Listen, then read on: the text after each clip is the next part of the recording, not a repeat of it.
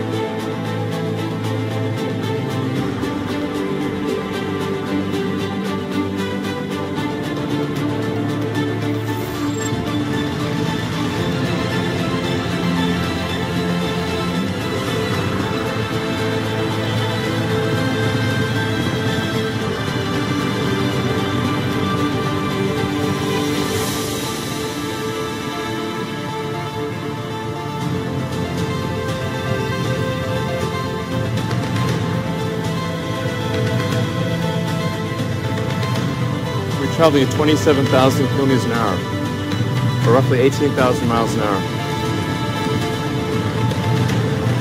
This is where the propulsive landing becomes very important to get it right.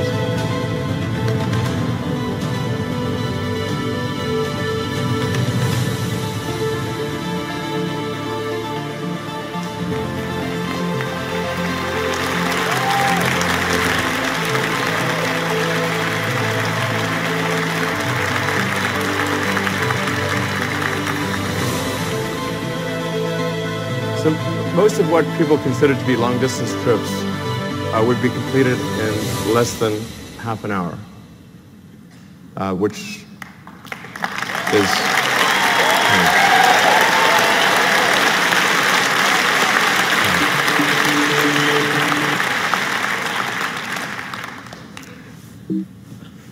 mountain. So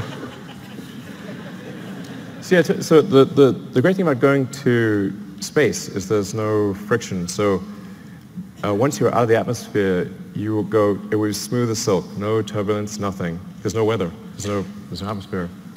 And you can get to most long distance places, like I said, in less than half an hour. And if we're building this thing to go to the moon and Mars, then why not go to other places on Earth as well? All right, thank you.